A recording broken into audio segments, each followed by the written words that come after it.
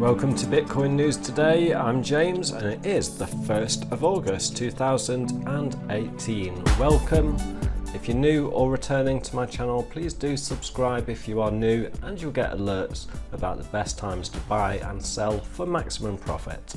So looking at the Bitcoin network hash rate, this is the 2-year chart and we are at an all-time high, which might be surprising with the Bitcoin price tanking at the moment. So I'm going to get onto that in a moment, so do stay tuned.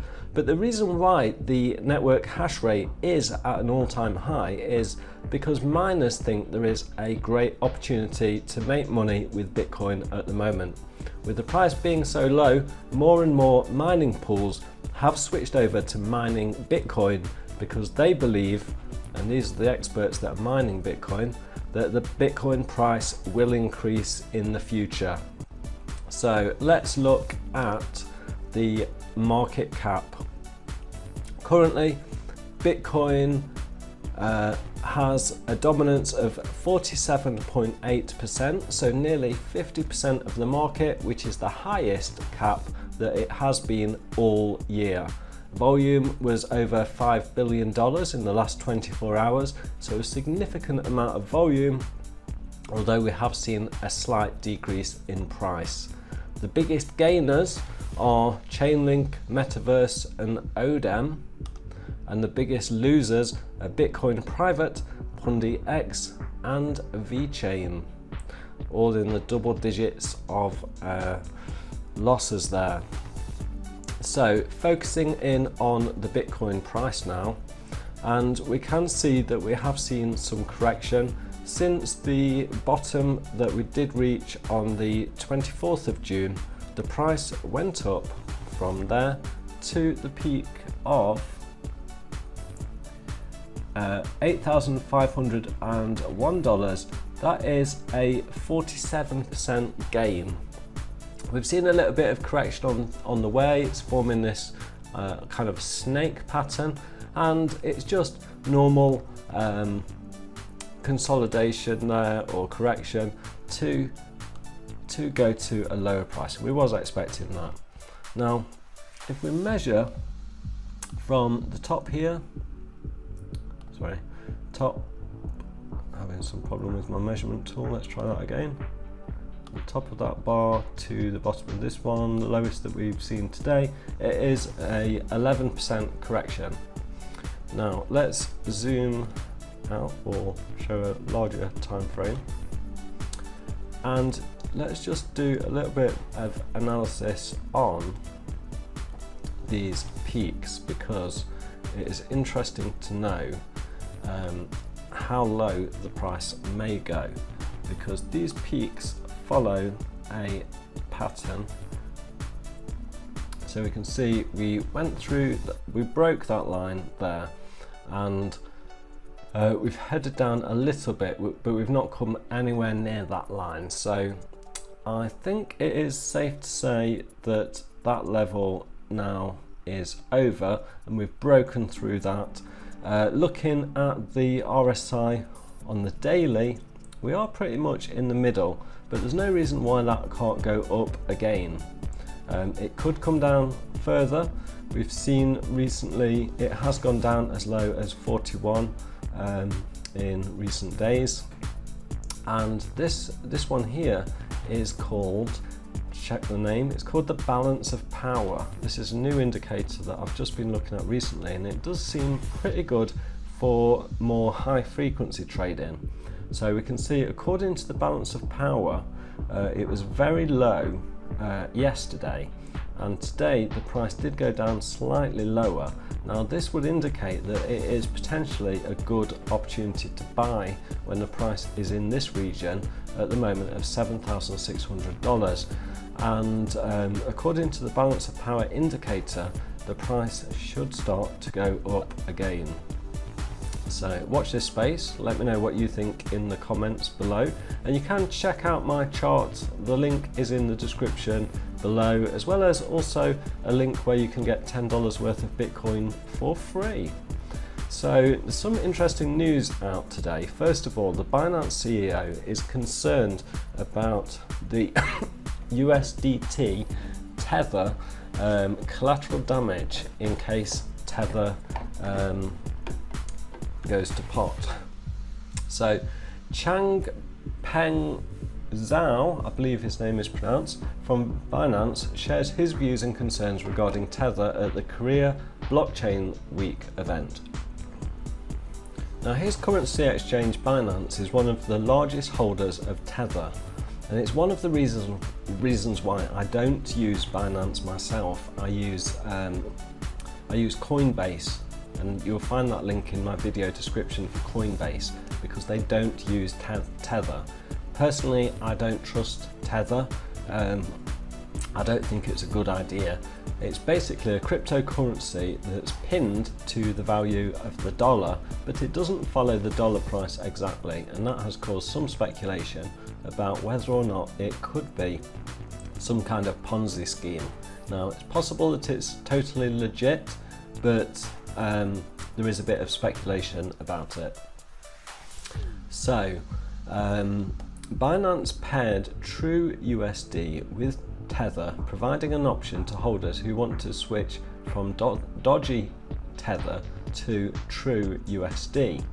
While the concern looms and could collaterally damage Binance, CZ also met the Bitfinex team to understand the gravity of the situation. He mentioned to Ran Nuna that I've personally seen their bank accounts, but from a logical, I haven't personally seen their bank accounts, but from a logical point of view, they have so many profits from their regular exchange business, they don't need to do anything crazy about the tethering. I think the reason they cannot release their bank account details is because if they release whichever bank they're using, then their bank account gets shut down. Seems unlikely to me. Although, I must admit, I've had a few bank accounts shut down myself because of cryptocurrency transactions. Has that happened to you? Let me know in the comments. Morgan Stanley has appointed ex-Credit Suisse banker as the new head of digital assets. Andrew Peel, formerly Vice President of Sales and Trading Innovation at Credit Suisse, came on board at Morgan Stanley in June, according to his LinkedIn profile, with the bank confirming his appointment this morning to Business Insider.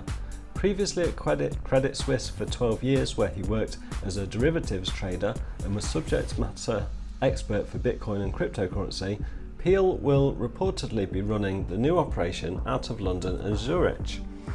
With Peel saying he's been advocating for cryptocurrency markets since the relatively early days of 2013, the appointment will encourage investors who have been looking for signs of increasing institutional friendliness towards crypto markets. So more and more banks are getting involved in cryptocurrency. Some banks are taking it extremely cautiously and even shutting down people's bank accounts for buying and selling crypto. Others are embracing it with open arms, and definitely there's a lot of interest with institutional investors at the moment, especially as we are all awaiting the decision regarding the SIBO ETF on approximately the 10th of August in 9 days' time. A survey has found that a third of employees would accept all or a portion of their wages in cryptocurrency. So they surveyed 1,000 people, and this was conducted by Sage, who found that most would like to receive between 1 and 20% of their salary in cryptocurrency. Very interesting. 11% would like to receive between 60 and 80% of their salary in crypto, while 15% would like to go all in and receive 80 to 100% in crypto. Darren Francis, who commissioned the survey, said, "It's interesting that more people were leaning towards the all-in option, having their sole or dominant income paid to them in cryptocurrency. Would you like your wages paid in cryptocurrency? Do let me know in the comments. I think I know the answer to that if you're watching this video." 23% of Hong Kong citizens consider buying crypto ahead of a perceived financial crisis. So this is a study by the Hong Kong Blockchain Association, and they found that 23% will consider investing in cryptocurrencies to hedge against a potential financial crisis that some people believe will come within a year. According to Yahoo Finance, the study found that 46% of respondents believed that an economic crisis is about due over a trade war that could happen between the US and China. This trade war could have devastating effects on the stock market. To Hong Kong's investors, cryptocurrencies could help hedge against an economic downturn as they thrive in uncertain times.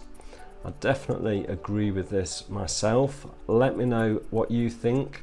There's also another study that found that 21% of UK's millennials prefer investing in Bitcoin over real estate, an investment that they deem high risk. For millennials, the soaring performance of Bitcoin, followed by an almost equally profound correction, holds more intrigue than the prospect of steady growth in house prices. The survey found that most investors want to see authorities regulate the cryptocurrency ecosystem, presumably in a bid to improve stability. Per the publication, 60% of respondents believe that Hong Kong should issue licenses and supervise cryptocurrency trading platforms just like the US, Japan and Singapore do. So interesting stuff indeed. Will we continue to see a upward trend in the Bitcoin price? Let me know what you think.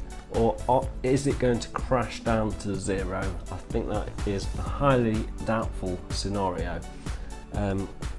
Let's zoom out to the 1 year chart, fit that onto the screen. So yes, we can see that the price has been coming down since, let me get rid of that, since the all-time high that we did see at the end of December. We've seen a bit of up and down action, currently on what looks like a uptrend. How far will that go up? Will we go up to 10,000?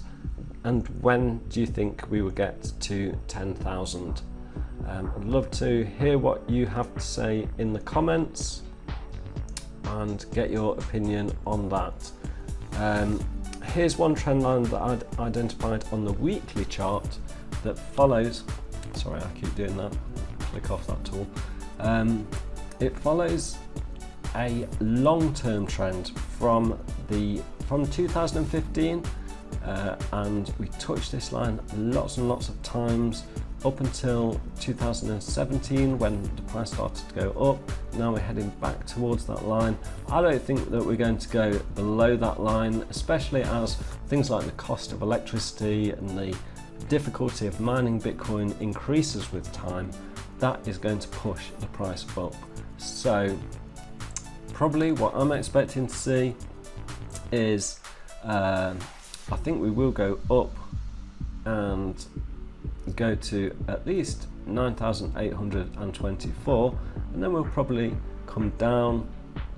We could go down to as low as 7,000 before we go up and follow that line. I think we will retest that line again and no doubt see some more up and down action like so. So that could take us to $24,000 by 2020. I don't think that would be out of the question at all. So I would say if you've not got involved yet, it's not too late. There's definitely still opportunity to make money in Bitcoin. You just need to understand how to do technical analysis, and a lot of that is to do with the RSI, and as I say, this other indicator is also potentially very useful, the balance of power indicator that you can find on TradingView. So although I use Coinbase to do my trading, I use TradingView to do chart analysis because it's got a lot more useful indicators and tools on there that you won't find on Coinbase. So I hope this has been interesting for you. If it has been interesting, click that like button below, give the video a like, and also check out this other video. Click this video now and enjoy. Thanks for watching. See you again soon. Bye for now.